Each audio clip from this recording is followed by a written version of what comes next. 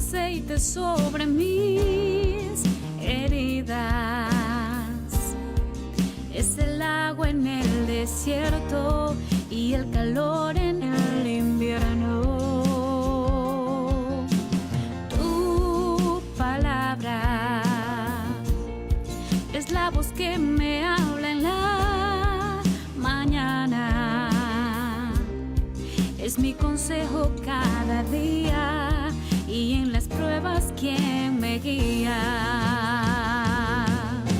Podría estar perdido como un náufrago en el mar y aún perderlo todo hasta el aliento.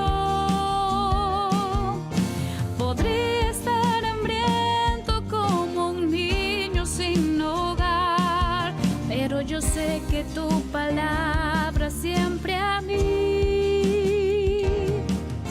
Podría estar perdido como un náufrago en el mar y aún perderlo todo hasta el aliento. Podría estar hambriento como un niño sin hogar, pero yo sé que tu palabra siempre a mí me sostendrá.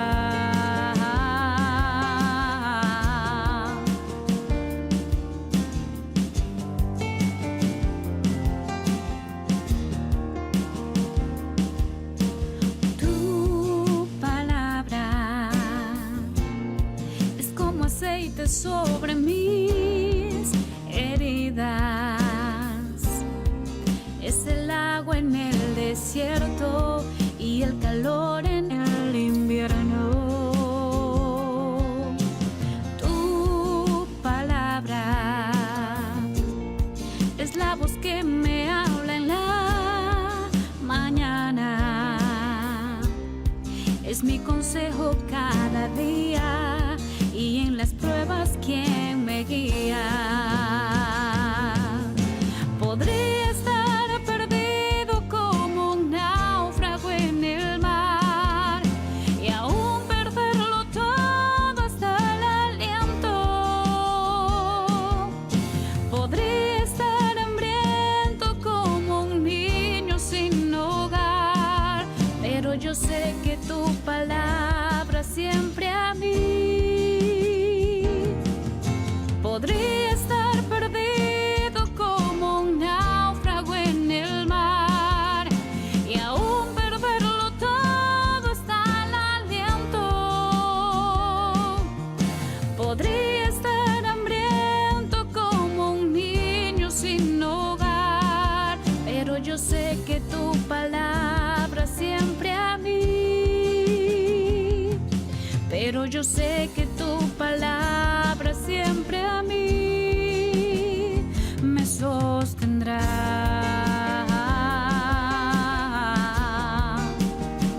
Me sostendrá.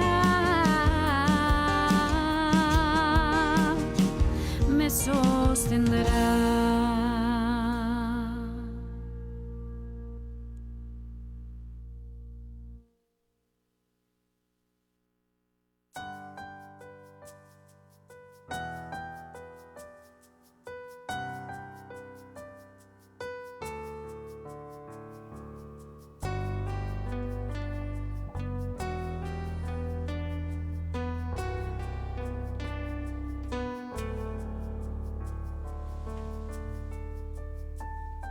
Tú eres mi luz y mi salvación. Estimados hermanos y amigos, tengan muy buenos días. Que la gracia y la paz de nuestro Señor Jesucristo sea con cada uno de ustedes. Damos gracias a nuestro Dios por este nuevo día, por esta nueva mañana que el Señor nos concede para que sigamos siendo edificados en la palabra del Señor. Oremos. Bendito eres Dios Todopoderoso. Grande y maravilloso eres, Señor. En esta mañana, una vez más, delante de tu presencia, Señor, nos presentamos con corazones humildes, corazones necesitados de ti, corazones que anhelan oír tu voz, disfrutar de tu presencia, disfrutar de este tiempo. Dios amado, Nuestra alma anhela de ti, anhela conocer tu palabra cada día. Lo que hasta ahora hemos aprendido, Señor, es de mucha bendición para nuestras vidas. Y sabemos que tu palabra contiene tesoros cada vez más preciosos. Es por eso que nosotros queremos seguir siendo edificados en tu palabra. Queremos seguir aprendiendo, queremos seguir conociendo más de ti, de tus pensamientos, Señor, de tus planes, de todo lo que tú tienes preparado para nuestras vidas, de todo lo que tú has preparado, todo lo que tú has planificado para nuestras vidas. Gracias, Señor. Gracias por tu palabra, gracias por este día. Nos exponemos a ella, Señor. Sabemos que tu palabra nos enseña, nos corrige, nos exhorta, nos consuela, nos edifica, Dios mío. Háblanos en esta mañana, Padre bueno. Tu nombre sea glorificado. Amén. Amén. Tu gran bondad, elevaré un sacrificio de alabanza, porque tú estás conmigo.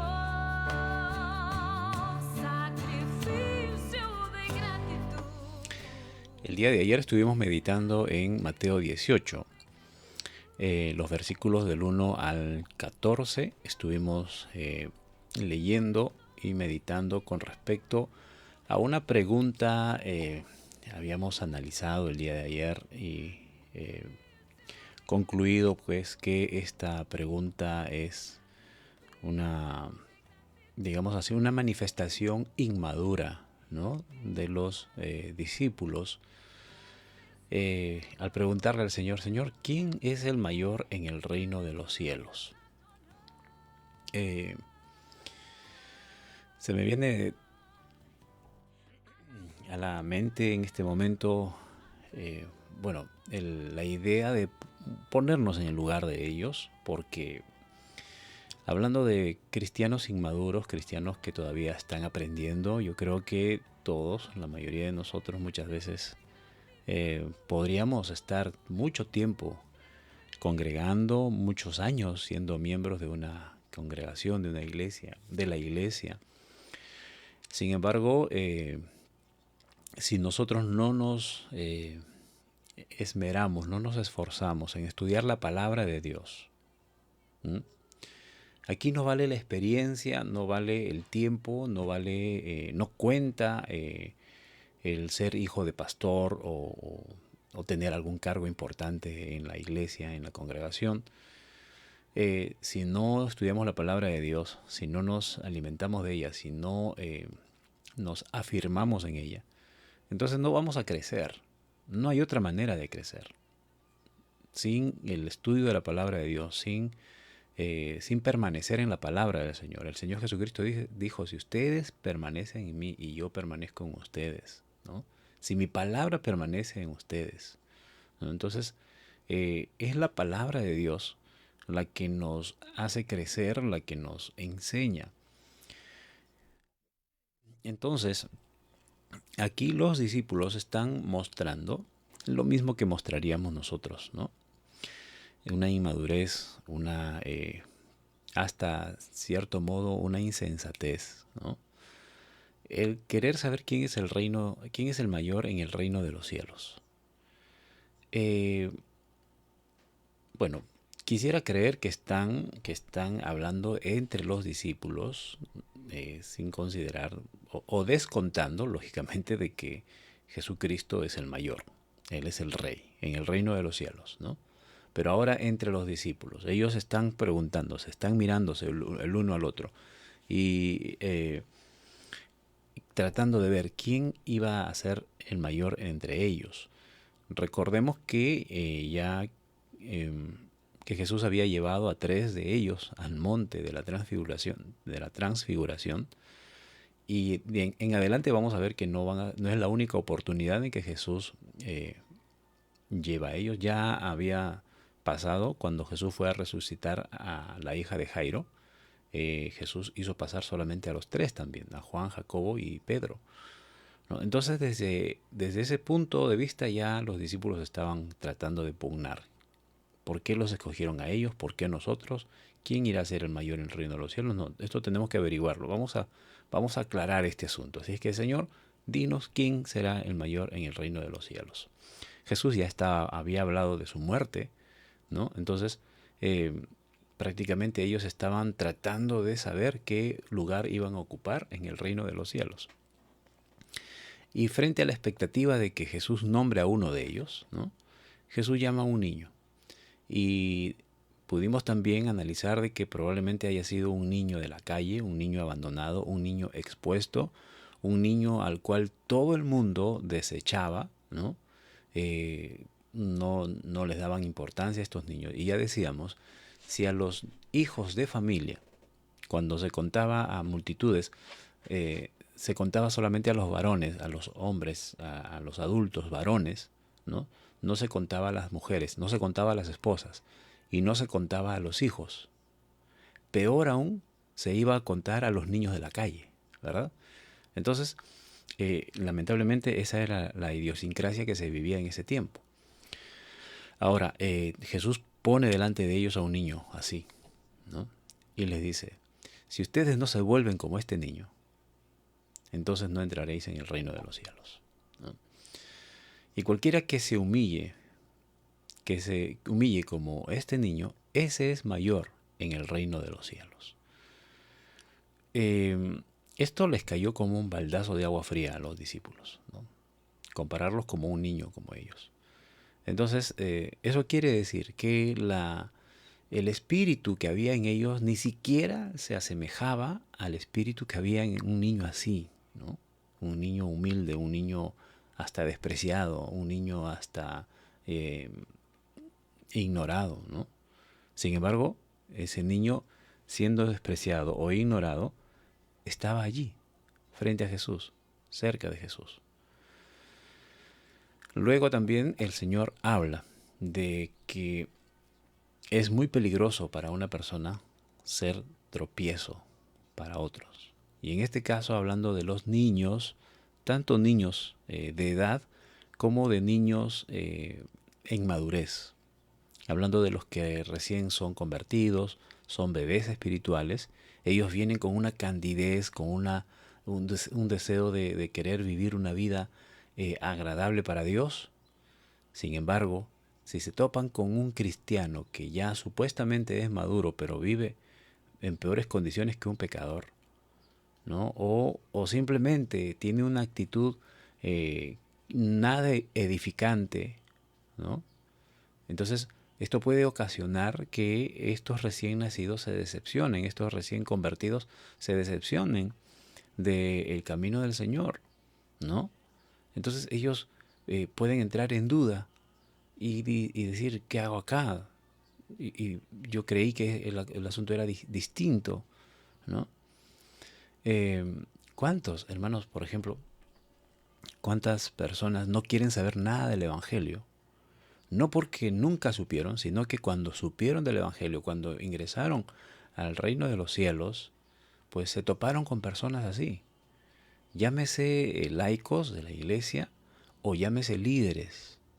Y lo peor es que sean líderes quienes decepcionen a nuevos, ¿no?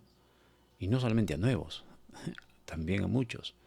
Pero sin embargo, es muy terrible, ¿no? El saber, uno conoce personas que reniegan del Evangelio, que no quieren saber nada del Evangelio, y empieza uno a tratar de averiguar en el sentido de querer ayudar, conversar con estas personas y tratar de saber cuál es el motivo, cuál es la razón por la cual ellos tienen odio al Evangelio, tienen una decepción muy grande acerca del Evangelio. Y lo lamentable es escuchar, es que ese hermano que está ahí arriba, que está predicando, a mí me engañó o me estafó. Otros también, es que mi padre más se dedicó a la iglesia que a nosotros, que a la familia. Esos casos abundan, lamentablemente. Y quienes, en donde hay más desazón en esta parte, es en las familias pastorales, lamentablemente. Y esto es un llamado de atención también a los pastores, ¿no?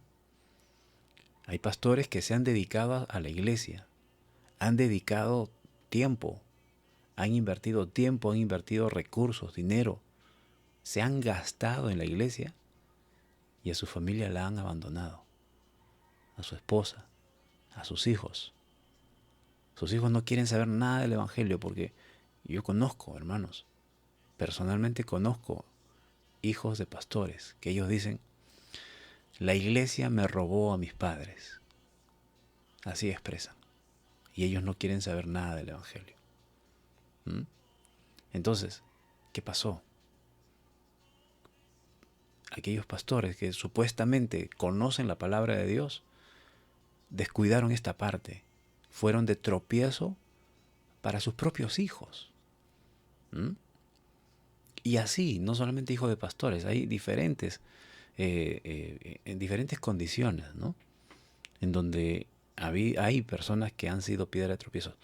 Aquí el Señor Jesucristo dice: hay del mundo por los tropiezos. Bueno, en el mundo es natural que existan tropiezos, ¿no? Y es necesario que los haya, ¿no? Pero el problema es que hayan tropiezos, hayan hombres que sean de tropiezo dentro de la iglesia, dentro de la congregación. Entonces ahora le habla el Señor a los que son de tropiezo. Dice: si tu mano o tu pie te es ocasión de caer, o sea, tú lo que estás haciendo está provocando que seas de tropiezo a una persona, prácticamente estás pecando, ¿no? Estás pecando. Entonces ese pecado va a afectar, no solamente te afecta a ti, en primer lugar. En segundo lugar, afecta a los que están a tu alrededor, ¿no? Entonces, evítalo hasta tal punto de que tengas que sacar tu cuerpo de allí, ¿no? O sea, cuando aquí está diciendo de que te cortes el pie, o te cortes la mano, o te saques el ojo, no está hablando de manera textual o literal, ¿no?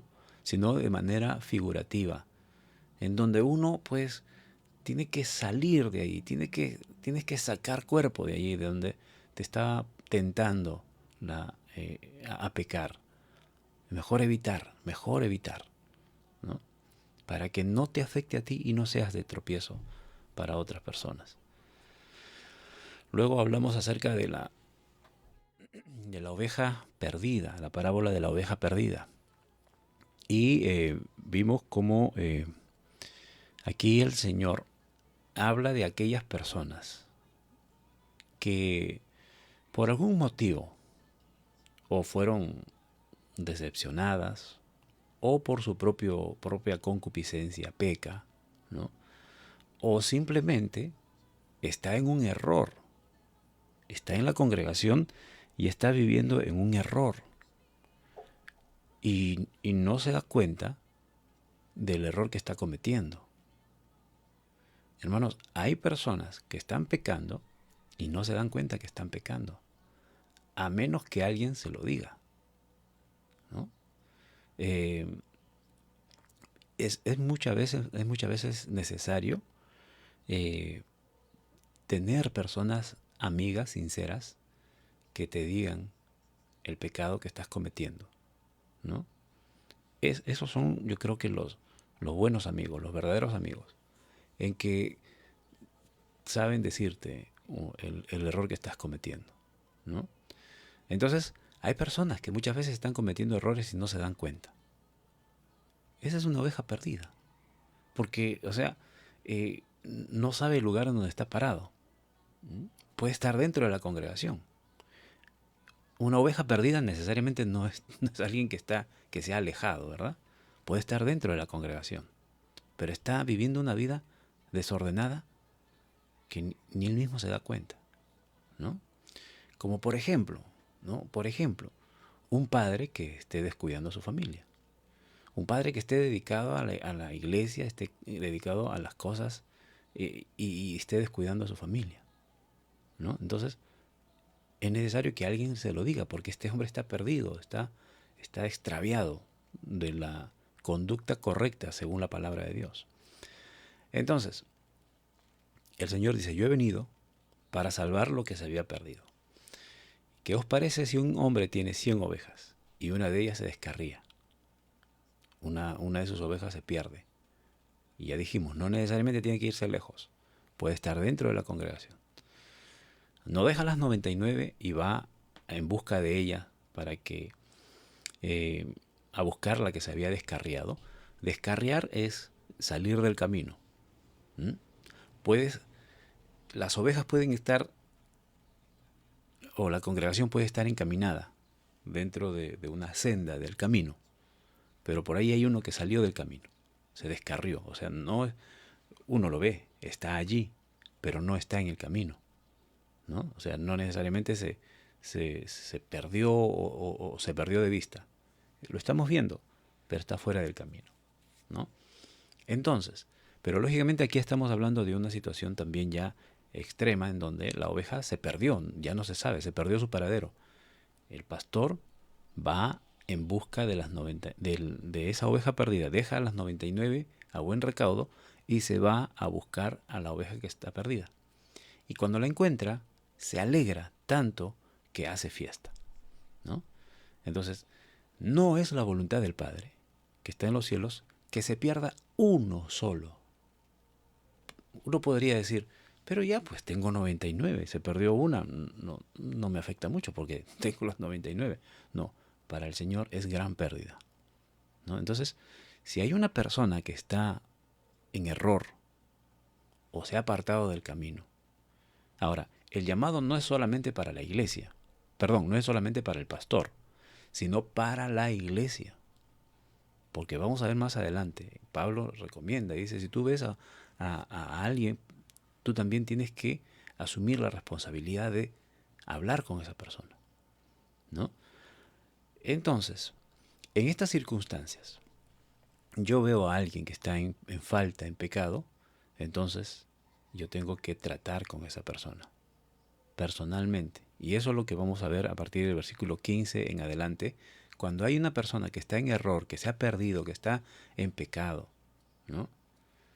Sea por cualquier circunstancia. Entonces, nosotros como iglesia, y aquí vamos a ver que no solamente el pastor tiene la responsabilidad, sino también la iglesia, de poder traer al redil a aquel que se ha apartado.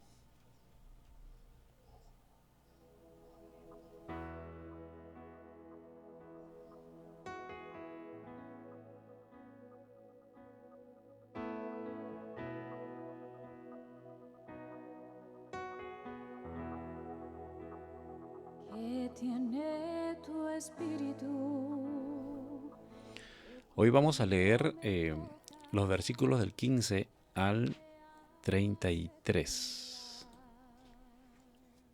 Del 15 al 33. Dice la escritura de la siguiente manera: ¿cómo se debe perdonar al hermano? Por tanto, si tu hermano peca contra ti, ve y repréndele estando tú y él solos. Si te oyere, has ganado a tu hermano. Mas si no te oyere, toma contigo aún a uno o dos, para que en boca de 2 o 3 testigos conste toda palabra. Si no te oyere, si no los oyere a ellos, dilo a la iglesia.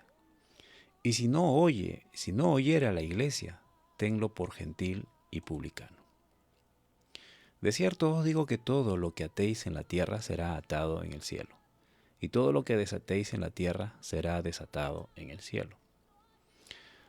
Otra vez os digo, que si 2 de vosotros se pusieren de acuerdo en la tierra acerca de cualquiera cosa que pidieren, les será hecho por mi Padre que está en los cielos. Porque donde están 2 o 3 congregados en mi nombre, allí estoy yo en medio de ellos.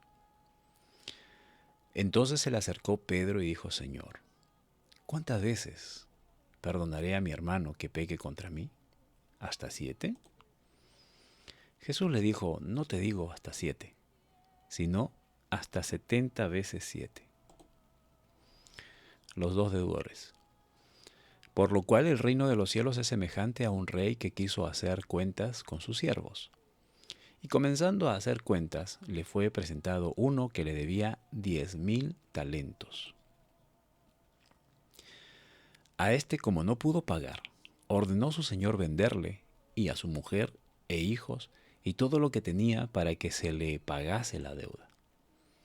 Entonces aquel siervo postrado le suplicaba diciendo: Señor, ten paciencia conmigo, y yo te lo pagaré todo. El señor de aquel siervo, movido a misericordia, le soltó y le perdonó la deuda. Pero saliendo aquel siervo, halló uno de sus consiervos que le debía 100 denarios, y haciendo de él, le ahogaba, diciendo: Págame lo que me debes. Entonces su consiervo, postrándose a sus pies, le rogaba diciendo: Ten paciencia conmigo, y yo te lo pagaré todo. Mas él no quiso, sino fue y le echó en la cárcel, hasta que pague la deuda. Viendo sus consiervos lo que pasaba, se entristecieron mucho, y fueron y refirieron a su señor todo lo que había pasado. Entonces, llamándole su señor, le dijo: Siervo malvado, toda aquella deuda te perdoné, porque me rogaste. ¿No debías tú también tener misericordia de tu consiervo, como yo tuve misericordia de ti? Entonces su señor enojado le entregó a los verdugos hasta que pagase todo lo que debía. Así también mi Padre Celestial hará con vosotros si no perdonáis de todo corazón cada uno a su hermano sus ofensas. No te puedo mirar, ni te puedo tocar. No ha llegado el momento.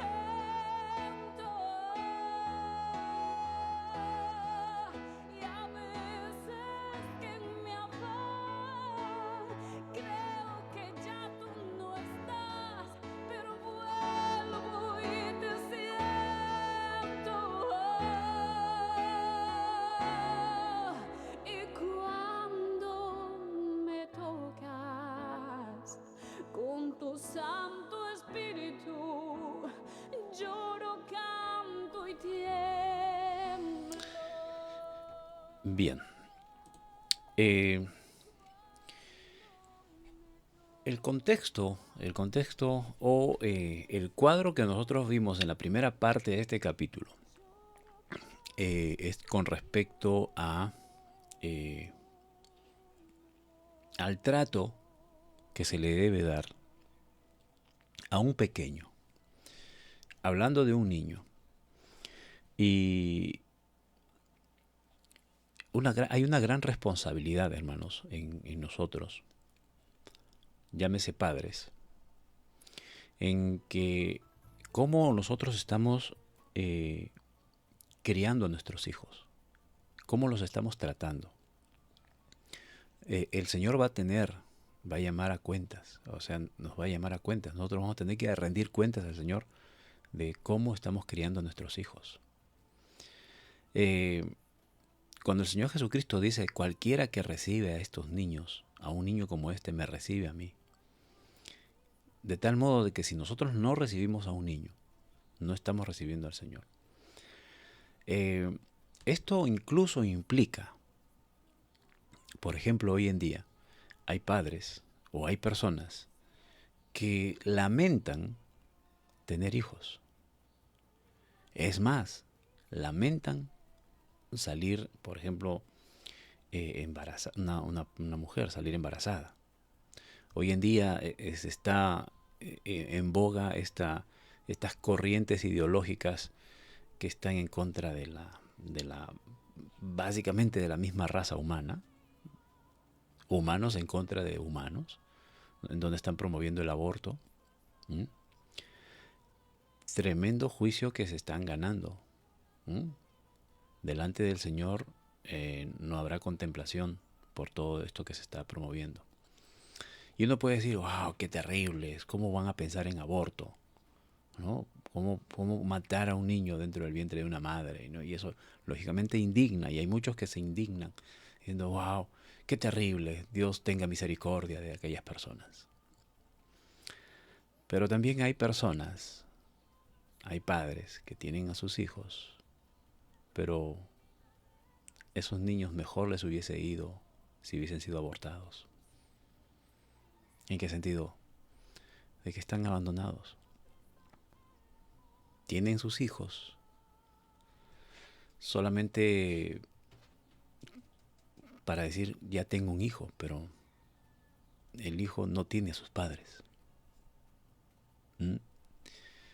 Hay muchas situaciones así. Hay padres que tienen sus hijos, pero esos hijos no tienen a sus padres. ¿Mm? También son niños expuestos. Hay personas que prefieren que a sus hijos los críen otras personas. ¿Mm? Hay diversas circunstancias, hermanos, que se pueden presentar. Pero hay que medir esta situación. ¿Mm? ¿Quién está criando a tus hijos? ¿Quién está cuidando a tus hijos?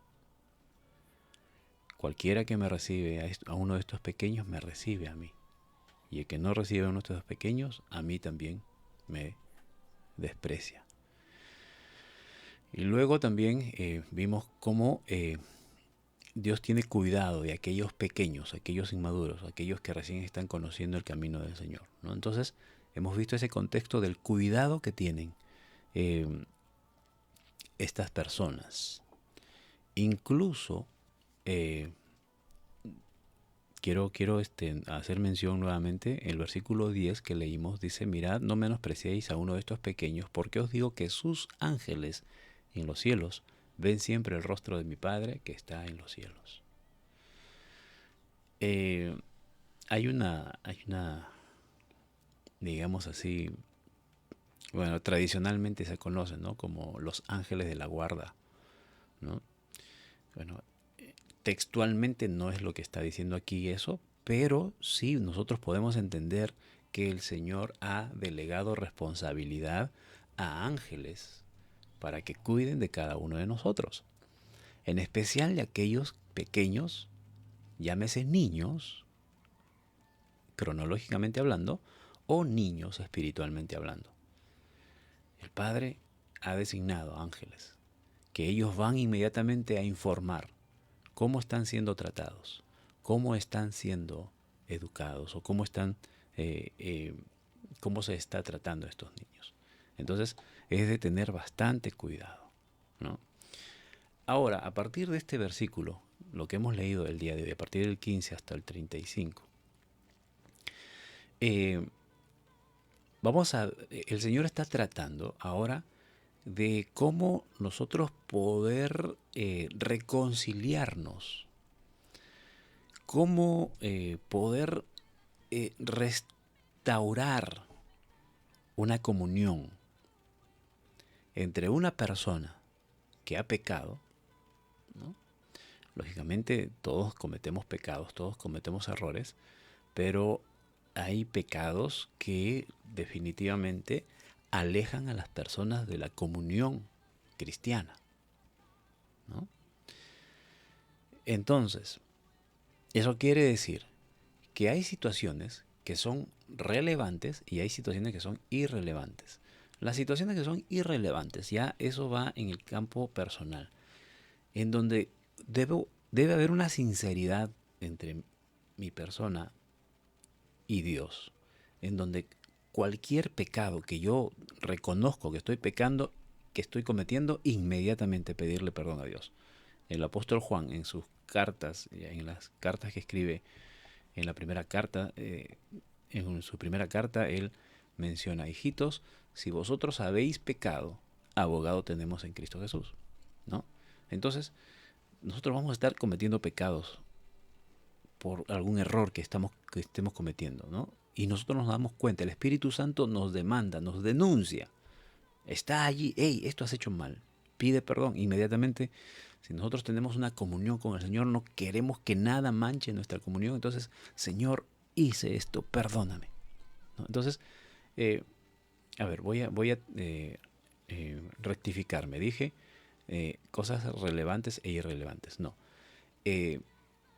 Lo que quise decir es situaciones trascendentales y situaciones intrascendentales. Las trascendentales o intrascendentales son estas. O sea, no trasciende, no afecta, no va a afectar a mi prójimo, un pecado que yo cometa, algo ligero, bueno, relativamente hablando, porque inmediatamente yo me pongo a cuentas con el Señor. Señor, ay, perdón, mentí, Señor, no lo quiero hacer. Perdóname, Dios mío, no lo voy a volver a hacer. Estoy allí, inmediata comunicación con nuestro Dios y reconociendo mis faltas. Ay, Señor, hice esto. Ay, cometí este error. Padre, perdóname. ¿No? Sin afectar a otros, ¿no? Entonces no va a trascender. Pero hay pecados que sí trascienden. Hay pecados que sí trascienden, que ya afectan a mi hermano, ¿no? Entonces, ese tipo de situaciones, el Señor nos está enseñando cómo debemos tratar en estos versículos. Ahora, miren, dijimos que una oveja perdida no necesariamente está perdida de vista, ¿no? O sea, está sin paradero. Lo estamos viendo. Puede estar dentro de la congregación. Nosotros estamos en el camino y esa oveja se descarrió, se salió del camino. Está fuera del camino, pero lo estamos viendo allí. En situaciones como estas, dice el Señor, por tanto, si tu hermano peca contra ti, este hermano se desvió. Este hermano se descarrió y peca contra ti. Esto es algo personal. En primer lugar, esto es algo personal. Te ofendió. ¿Cuál haya sido la ofensa? Bueno, ya cada uno de nosotros podemos ya catalogar, ¿no? ¿Qué tipo de ofensa cometió mi hermano contra mí? Él me ofendió. Yo soy víctima. Él es el agresor. En esas condiciones, ¿quién es el que está perdido, que está descarriado, que está fuera del camino? Es él. ¿No es cierto? Y mira lo que dice el Señor Jesucristo. Si tu hermano peca contra ti, tú ve y repréndele. Estando tú y él solos. No vayas ni siquiera al pastor. Porque a veces somos tan sensibles, entre comillas, que me ofendió. Pastor, ¿sabes qué? Quiero conversar con usted. Mire, este hermano me agredió. No, hermanos, aquí el Señor nos dice, tú eres responsable. Ahora, tampoco hay situaciones en que el hermano de repente no ha pecado contra ti, sino que cometió un pecado, ¿no? Que está afectando a la iglesia. Está afectando el testimonio. Entonces es como si hubiese pecado contra mí, ¿verdad? Entonces, en esa situación, tampoco. Oye, he visto al hermano, por ejemplo, oye, lo vi a tal hermano saliendo borracho de una fiesta. Y te vas al pastor o te vas y le cuentas a otra persona, ¿no? Y tú, para librar responsabilidad, le vas a... Pastor, mire, le quiero informar que he visto a este hermano en tal situación y bueno, para que lo tenga en cuenta. Hermanos, no, dice el Señor, si tu hermano pega contra ti, eso también es un pecado contra mí. ¿Por qué? Porque me está afectando como iglesia, me está afectando como cuerpo de Cristo. Entonces el Señor me dice, tú, primero anda y conversa con él. Repréndele. Estando tú y él solos. Todavía no lo hagas público. No tomes foto y lo publiques en las redes. No, anda personalmente. Nadie tiene que enterarse. Si es que todavía nadie más se ha enterado. Si solamente has sido tú el que se ha enterado.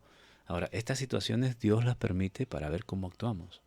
Si actuamos como dice el Señor Jesucristo, o de lo peor, actuemos pues haciendo lo contrario, ¿no? Entonces, conversa con él.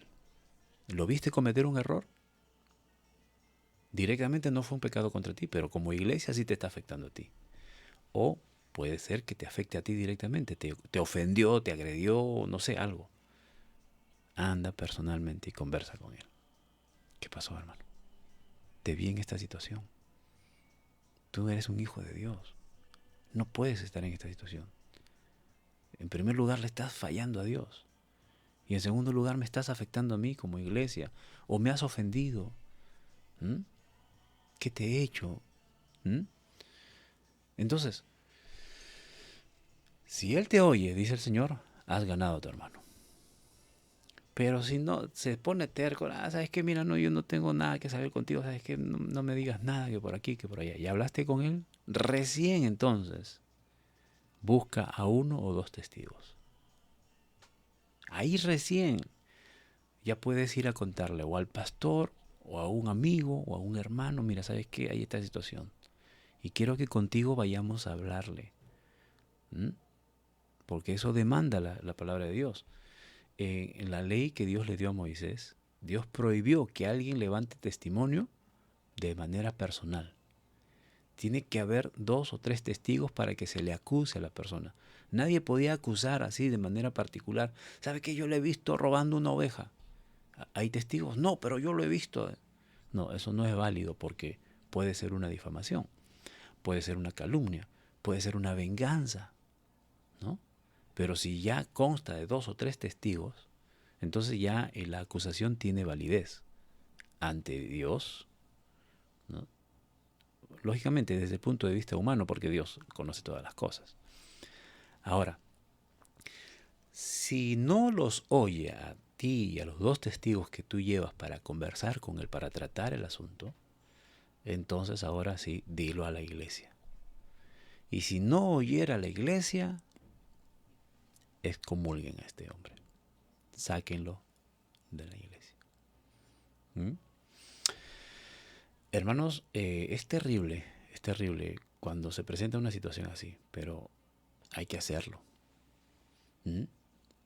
Tenemos la autorización, porque mira lo que dice el versículo 18. Y este versículo se ha tergiversado, hermanos. Se ha sacado de contexto porque lo relacionan con la famosa doctrina de la guerra espiritual, ¿no? De la liberación. De la liberación y todo esto, ¿no? Lo que atéis en la tierra, ata al hombre fuerte, será atado en los cielos. Y lo que desatéis en la tierra, será desatado en los cielos. Hablando en un contexto distinto, ¿no? Esto tiene que ver con la administración de la iglesia. Dios le ha dado autoridad a la iglesia para que trate este asunto. ¿Mm? Entonces, miren, si bien es cierto que quien da entrada al reino de los cielos es el mismo Señor Jesucristo, Él es la puerta al reino de los cielos, Él es el que hace entrar y Él es el que saca, ¿ok? Pero sin embargo, hablando de la institución de la iglesia, de la membresía de la iglesia, de la comunión de los santos, Dios le ha dado la autoridad a la iglesia. Entonces, Dios le está diciendo, lo que tú decidas, esto de que lo que atéis en la tierra será atado en los cielos, lo que la iglesia decida en la tierra con respecto a mantener a alguien o a sacar a alguien de la membresía, eso se respeta en el cielo.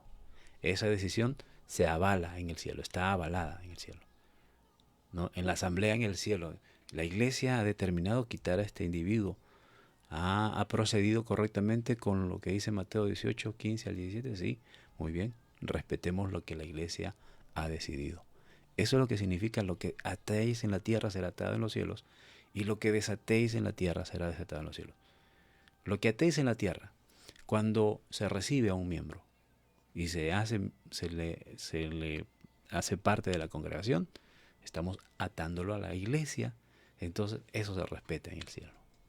Pero si esta persona, habiendo pasado todo el proceso de disciplina, entonces amerita retirarlo, desatarlo, quitarlo de la congregación, eso también se respeta en el cielo. Otra vez os digo, 19, que si 2 de vosotros se pusieren de acuerdo en la tierra acerca de cualquier cosa que pidieren, les será hecho por mi Padre que está en los cielos. Porque donde están 2 o 3 congregados en mi nombre, ahí estoy yo en medio de ellos. Otro versículo que se ha sacado de contexto, porque muchas veces dicen, se ha dicho, y yo también lo he dicho, ¿no? Hermanos, no importa que estemos 2 o 3 aquí reunidos, porque dice la Biblia que donde hay 2 o 3 congregados en mi nombre, el Señor está en medio. Así es que el Señor está en medio de nosotros, hermanos, alábale. Y ahí eres tú y el hermano que está al frente, ¿no? Bueno, Dios está en todo lugar, hermanos. ¿Mm? O sea, está garantizado de que si estás tú solo, estás dos o está en una multitud, Dios va a estar allí, ¿no? Entonces, no, esto no se refiere a que tú tienes el respaldo de la presencia de Dios si en una reunión estás dos o tres. No, aquí está hablando de esta asamblea que toman determinaciones trascendentales, hermanos. Decisiones que definitivamente pueden afectar el bienestar de la iglesia. Pueden comprometer el bienestar de la iglesia. ¿Por qué? Porque si una persona está andando mal y la iglesia no lo disciplina, como lamentablemente sucede en muchas congregaciones, y tengo que decirlo. ¿Por qué? Porque el objetivo de la iglesia, de la congregación, de la organización es ganar almas para el Señor. Y se mete a la cabeza de la gente de que mientras más miembros tiene, es una iglesia saludable. Mientras más congregación tiene, mientras más se añadan. Yo tuve que lidiar una oportunidad porque teníamos que retirar a un miembro de la iglesia. Pero se me dijo, no, porque la iglesia está para ganar, no para perder. O sea que hay que mantener al pecador, habiendo ya tratado personalmente, habiendo ya tratado con 2 o 3 testigos, ya ameritaba presentarlo a la iglesia para ponerlo en disciplina, o sea, para excomulgar. Pero se me dijo no, porque la iglesia está para ganar, no para perder. ¿Mm?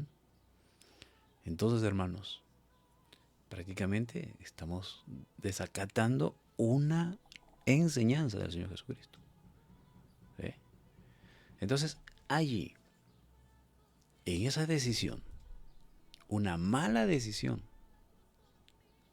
o sea, mantener al pecador allí, se está tomando una mala decisión delante de la presencia del Señor, delante de los ojos de Dios. Entonces, es de tener cuidado. Esto, cuando el Señor Jesucristo estaba hablando de esto, definitivamente afectó a los discípulos, y en especial a un hombre que, pues, ya nosotros sabemos que tenía un carácter, pues, que le incomodó, ¿no? Le incomodó esto porque ¿qué situaciones habrá estado pasando nuestro amigo y hermano Pedro?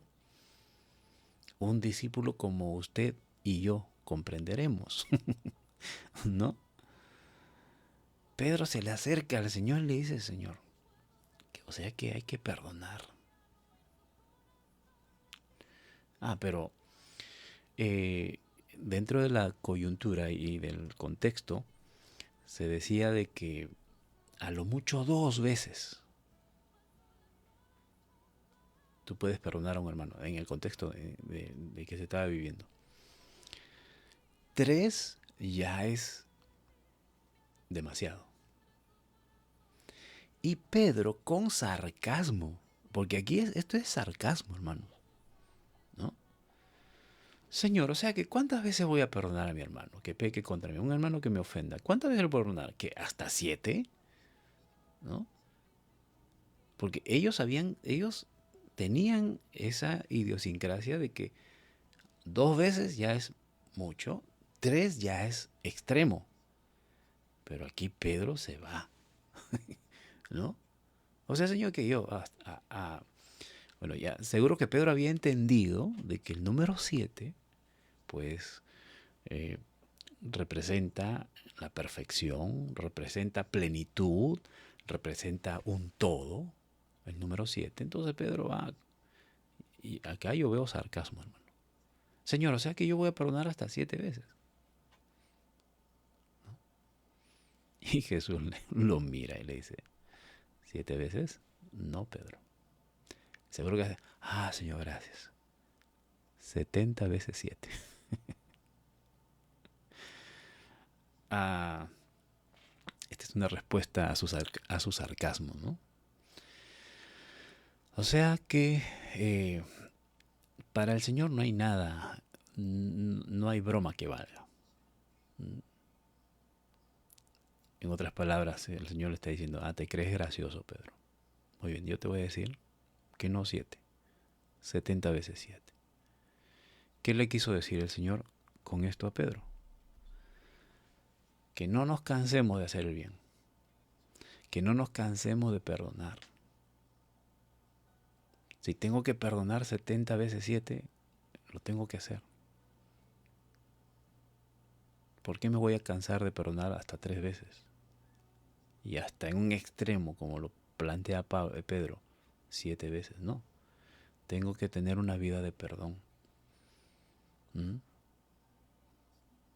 O sea, las ofensas, hermanos, a nosotros no nos deben afectar. ¿Cuánta gente resentida porque alguien lo miró mal? No, ya no voy a esa iglesia, ya no voy a esa congregación. ¿Por qué? Porque me dejaron con la mano extendida. O sea, este hermano en estos tiempos ya se hubiese, perdón la palabra, ¿no? Pero bueno, mejor no lo voy a mencionar. Lo voy a dejar en mi pensamiento, Señor, perdóname. No, pero o sea, estas personas en estos tiempos, ¿por qué? Porque, a ver, algo personal. ¿Recuerdan cuando empezó la pandemia y se prohibieron los abrazos? Se prohibieron darse la mano.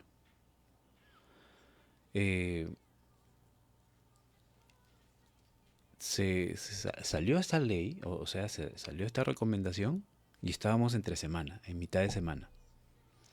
Ya habíamos iniciado las clases en el colegio donde yo estoy trabajando.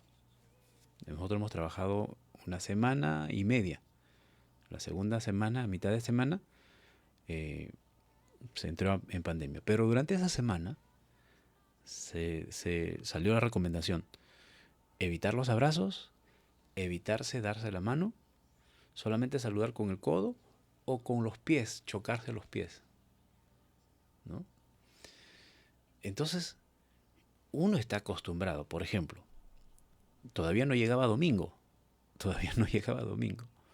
¿no? Pero uno está acostumbrado, por ejemplo, mis colegas, darnos la mano así efusivamente, un abrazo, ¿no? Pero ya uno, ya con esas recomendaciones, hay quienes la tomaron así literalmente por temor, ¿verdad? Porque eso también cundió más el temor a contagiarse, ¿no es cierto? O sea, por no contagiarse, uno va a saludar y se resistían, ¿no? Entonces uno se quedaba, de veras, claro, sí, tienes razón. Al principio eso afectó emocionalmente a muchos. A mí me afectó, por ejemplo, ¿no? Porque, bueno, personalmente yo me gusta saludar efusivamente, pero y cuando hubo ese distanciamiento, afectó, ¿no? Entonces, imagínense estos hermanitos de que no van porque lo miraron mal. O sea, ahora que ya no le van a dar la mano, que ya no lo van a abrazar o que ya no lo van a saludar, así de lejitos nada más, no, ya no va a ir, se va a resentir. Entonces, ¿y dónde está el perdón? Ya te miraron mal, pero ¿por qué te tiene que afectar? Bueno, si te ofendió, acércate. Entonces, hermano, ¿por qué me miraste mal? No te miré mal, hermano. Tengo problemas en la vista. ¿Cuántas veces no ha pasado eso? Por ejemplo, perdóneme, siempre tome asuntos, ejemplos personales. Mi padre, no, a mí me pasaba. A mí, mi padre le pasó otra cosa. Por ejemplo, a mí. Yo soy corto de vista, ¿no? Y a mí me han dicho, oye hermano, tú eres sobrado. ¿Qué por qué? Yo pasé la vez pasada saludándote y tú me miraste y ni siquiera te inmutaste a decirme algo. ¿Cuándo? Así es que, hermanos, perdónenme si por ahí alguien se cruza conmigo en el camino y no lo reconozco así a primera vista. Tengo problemas de la vista. Entonces, y también sucede, por ejemplo, también, para terminar con los ejemplos,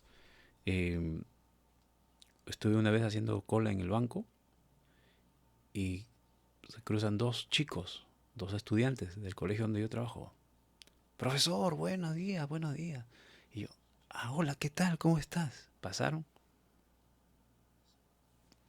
¿Quiénes son? Bueno, si me dijeron profesor, supongo que son, y más o menos entre la edad de 11 a 14 años, entonces deben ser estudiantes del colegio donde yo estoy trabajando. Pero ¿por qué no los reconocí? Porque lamentablemente ahora estamos por medio de la internet, ¿no? Y pues el sistema que estamos usando son por videocámaras, entonces lamentablemente hay alumnos que no encienden su cámara y uno no los o ya nos olvidamos de sus rostros y hay alumnos nuevos, ¿no? A quienes nunca los hemos visto, ¿no? Y les estamos enseñando todos los días, tratamos, nos escuchamos, yo escucho su voz porque a la justa encienden su micrófono, pero no encienden su cámara. Entonces nos cruzamos, ellos sí me reconocen a mí porque nosotros estamos todo el tiempo con la cámara encendida, entonces me saludan y si yo de repente, si estos niños o estos jóvenes son personas que se ofenden así nada más, me saludan y yo lo respondo así todo en duda porque no sé quiénes son, podrían ofenderse, ¿no? Entonces situaciones así se pueden presentar, hermanos, que por cualquier cosita se pueden ofender. Pero el Señor dice, no te debes sentir ofendido, al contrario, debes perdonar. Pedro seguro era un resentido que ya 2 veces le ofendió a alguien y ya no quería perdonar. Señor, o sea que hasta 7 veces le voy a perdonar al que me está ofendiendo. Pedrito, no sean solamente 7, 70 veces 7. Tenemos que tener una vida de perdón. Y miren lo que pasa en los siguientes versículos. El reino de los cielos es semejante a un rey que quiso hacer cuentas con sus siervos. El Señor lanza otra parábola, ¿no? Y dice, comenzando a hacer cuentas, fue presentado uno que le debía 10,000 talentos. Un talento, miren, un talento es el valor de 6,000 denarios. Un talento, solamente un talento equivalía a 6,000 denarios. ¿Cuánto es un denario? Un denario es el pago a un obrero, el salario de un día de trabajo, ¿no? Es un denario o un dracma. El denario era la moneda romana, el dracma la moneda griega, pero tenían el mismo valor. Es el pago el salario de un día, ¿ya? Un denario. 6,000 denarios equivale a un talento. Ahora, este hombre debía 10,000 talentos. Saque su cuenta. No he tenido tiempo para sacar mi cuenta, pero imagínense, era una deuda enorme, una deuda impagable. ¿Sabe a qué se asemeja esa deuda impagable de este hombre? Estos 10,000 talentos. A nuestros pecados. Así pesan nuestros pecados. Impagable. Nosotros en la vida vamos a poder pagar por nuestros pecados. Y este hombre tenía esa deuda. 10,000 talentos. Imagínese, ¿no? Vuelvo a repetir. Un talento es igual a 6,000 denarios. Un denario es el pago de un día. Ahora, usted ahí, saque su cuenta ahí. Si alguien ha sacado la cuenta, por favor, escriba ahí en el comentario. Ayúdenme, por favor. Multiplique un denario por 6,000 por 10,000, ¿no? Este hombre no pudo. Como no pudo pagar, o sea, es una deuda impagable, el rey ordena que se venda a este hombre, ¿no? Que se venda a este hombre, que se venda a su mujer, que se venda a sus hijos, que se venda todo lo que tenía para ver si en algo pueden pagar. Porque aún así, vendiendo todo eso, no iban a poder pagar lo que este hombre debía. Esta deuda impagable.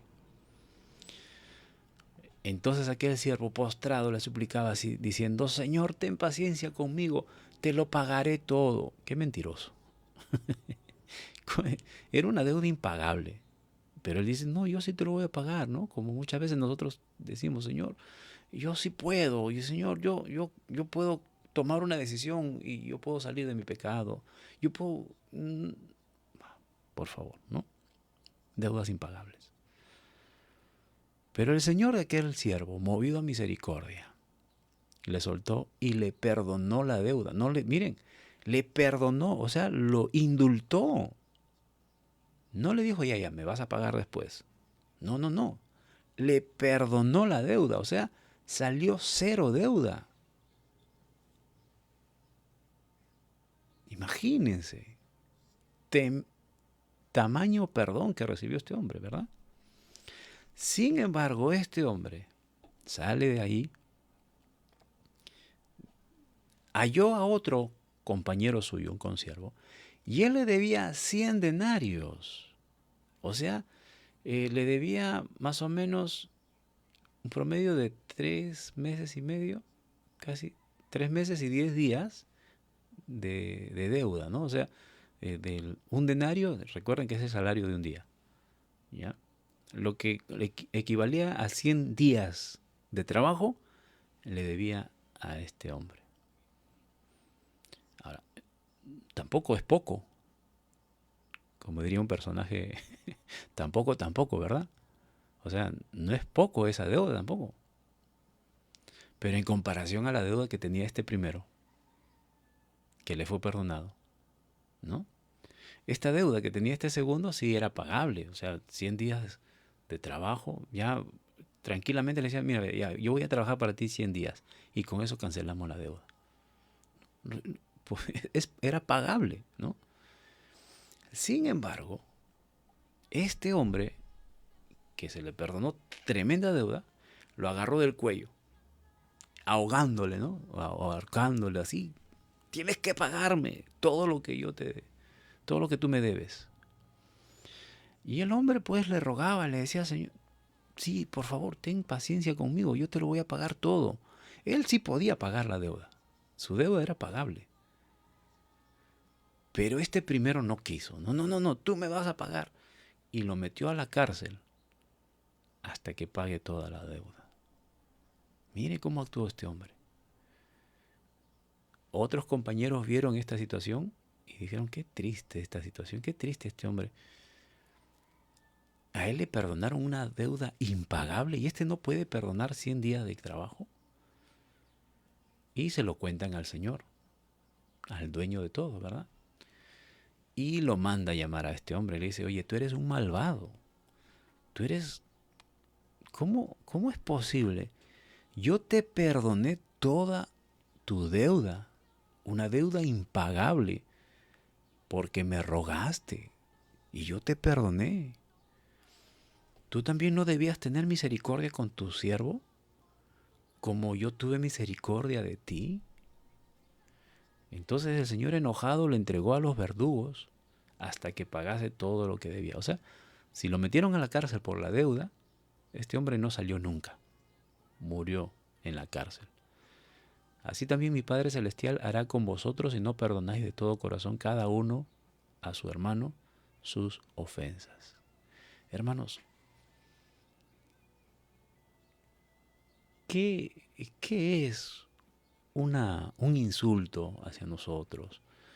¿O qué comparación puede tener una agresión en contra de nosotros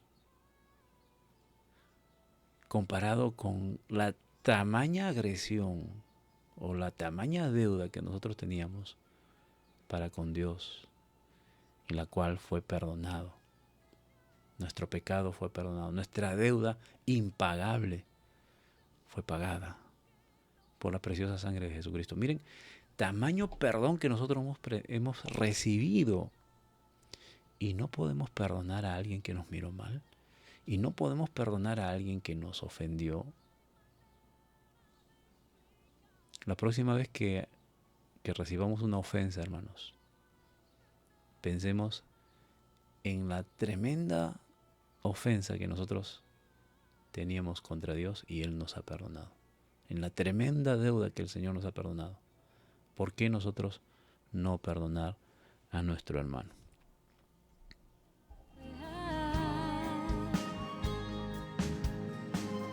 Creador del mundo y sin igual, y me asombra tu amor. Oremos. Bendito Dios. Muchas veces, Señor, actuamos como este hombre a quien se le perdonó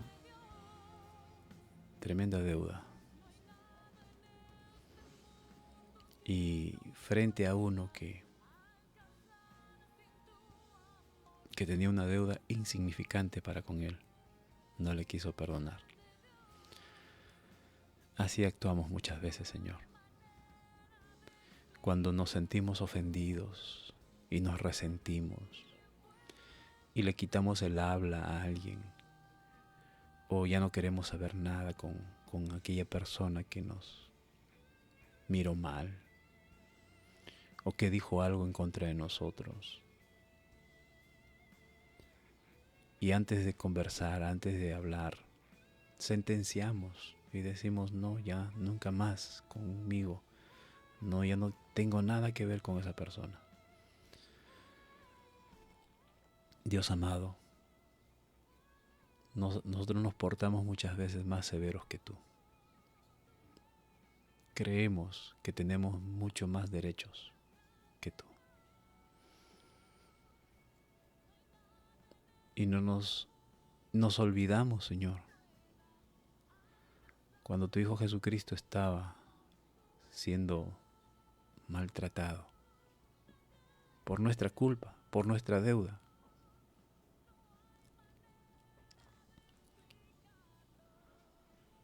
Estaba sufriendo todo eso por pagar nuestra deuda.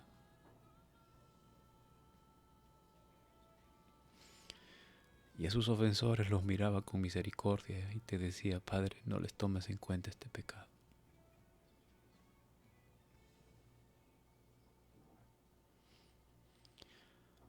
Y nosotros, Señor, solamente porque nos miran mal, nos resentimos con alguien.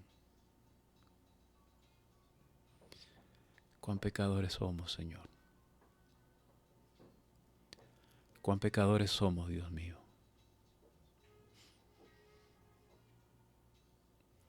Gracias porque tu palabra nos desnuda y nos hace ver tremendo pecado que cometemos delante de tus ojos. Perdónanos, Dios mío,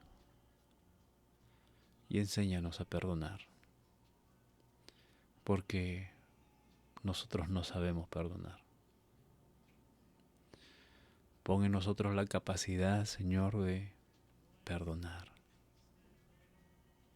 Ayúdanos, Dios mío. Ayúdanos, Señor, a saber perdonar a aquellos que nos ofenden. Porque de lo contrario, Señor, ¿cómo podríamos pretender ser perdonados si nosotros no perdonamos, Señor?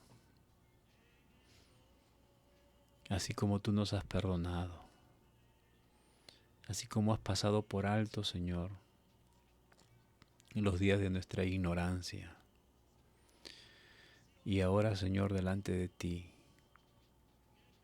estamos delante de ti porque ha sido pagada nuestra deuda impagable. Nosotros no podíamos acercarnos a ti, no podíamos pararnos delante de ti, Señor, porque teníamos una deuda impagable, humanamente hablando. Pero esa deuda fue pagada. Esa deuda fue perdonada, cancelada. Gracias a tu Hijo Jesucristo, que pagó por nuestras deudas, por nuestros pecados, y no solamente los míos, sino de toda la humanidad, Señor. Cuán grande perdón nos has otorgado. ¿Y por qué nosotros no perdonar a nuestros hermanos? Ayúdanos, Dios mío. Ayúdanos a que también podamos cumplir con nuestra responsabilidad en cuanto a la disciplina en la iglesia. A que si vemos a alguien que está ofendiéndonos como iglesia, con su pecado, estando en una situación pecaminosa y nosotros lo vemos, amado Dios, también ayúdanos a cumplir con lo que nos enseñas en este párrafo que hemos meditado el día de hoy, de poder ir con Él, conversar con Él estando a solas y pues, Señor, hacer todo lo posible para que nuestro hermano recapacite. Si Él lo hace, Señor, toda la gloria es tuya. Lo hemos ganado. Pero si persiste en su pecado, ir con 2 o 3 testigos y reconvenirle. Pero si no hace caso, demandarlo a la iglesia. Señor, muchas veces hemos salteado ese orden. También perdónanos. Porque no hemos sabido cómo actuar frente a estas situaciones. Y es el problema de ignorar tu palabra, de ignorar tus escrituras, Señor. Porque actuamos de manera que no corresponde. Perdónanos también, Señor. Y ayúdanos a perdonar a aquellos que nos ofenden. Ayúdanos a perdonar, Señor. Sea tu nombre engrandecido. Amén. Dios, también te pedimos por nuestros hermanos, como cada día venimos haciendo, Señor, por nuestros hermanos en la fe, que están pasando por diversas dificultades, Señor, por diversas pruebas, y muchas veces se torna irresistible, Señor, se torna, Señor, en donde uno puede sentir que ya no tiene fuerzas. Pero Dios mío, que su fe no decaiga, que su confianza en ti permanezca firme. Ellos están plantados sobre la roca. Amado Dios, trae ánimo a sus corazones, trae consuelo a sus corazones, pero por sobre todo la convicción del Señor de que tú estás obrando en sus vidas, que has empezado una obra, una buena obra, y serás fiel en completarla, Señor. Padre, pero son procesos difíciles, procesos, Señor, que muchas veces se tornan difíciles, Señor. Ayúdanos. Ayuda a nuestros hermanos, Padre. Trae fortaleza, confianza, esperanza y la determinación que tú hayas tomado, Señor, con respecto a cada uno de ellos, Señor. Siempre serás glorificado en todo lo que tú hagas, Señor. Te rogamos también por nuestros pastores. Cada día, Señor, te pedimos por ellos. Te pido por mi pastor, Señor, por nuestros pastores que dirigen la congregación, que están al frente, Señor. Por cada uno de los pastores de mis hermanos, Señor, que cada día estamos unidos en este tiempo en donde clamamos por cada uno de nuestros pastores. Señor, llénalos de tu sabiduría, llénalos de tu fuerza, llénalos, Señor, de tu espíritu. Cada día, Señor, fortaleces, renueva sus fuerzas, Señor, tanto físicas como espirituales, Señor. Concédeles salud, concédeles bienestar, todo tipo de bendiciones, Señor. Y por sobre todo, Señor, la disposición en sus corazones de predicar tu palabra, Señor. De predicar tu palabra, Dios mío.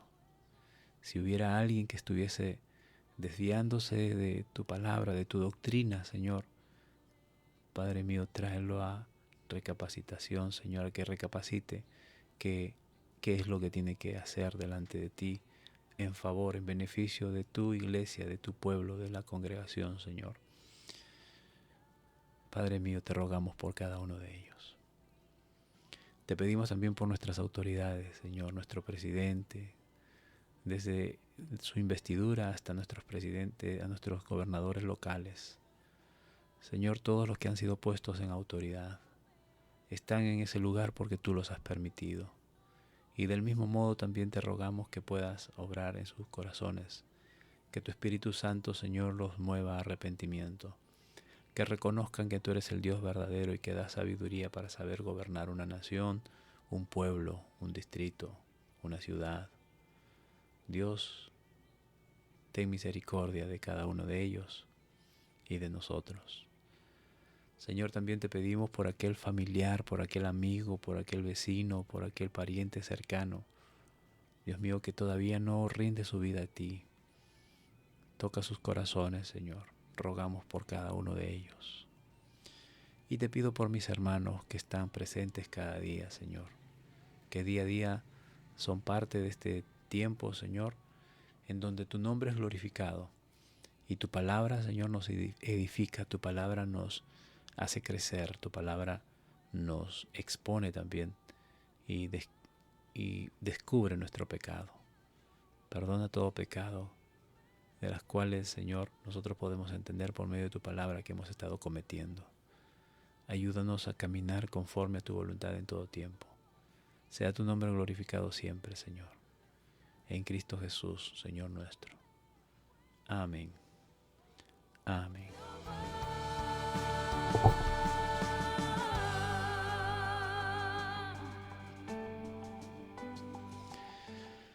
Gracias damos a Dios, estimados hermanos, y seguidamente permítanme mencionar a nuestros hermanos que nos acompañan.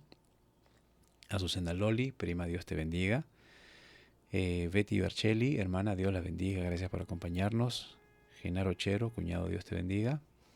Mercedes Mogollón, Dios la bendiga. Mercedes Moscol, Dios la bendiga. Rosa Cayetano, mi madre, Dios te bendiga, madrecita. Hermano Mario Pérez, bendiciones, gracias por acompañarnos. María Electo, hermanita, Dios te bendiga. Josué Abanto, Dios te bendiga, estimado hermano. Carmen Pajuelo, Dios la bendiga. Esperanza Pérez, Dios te bendiga. Esperanza, gracias por acompañarnos. Viviana Sánchez Lama, Dios la bendiga, hermana. Por aquí también, permítame revisar.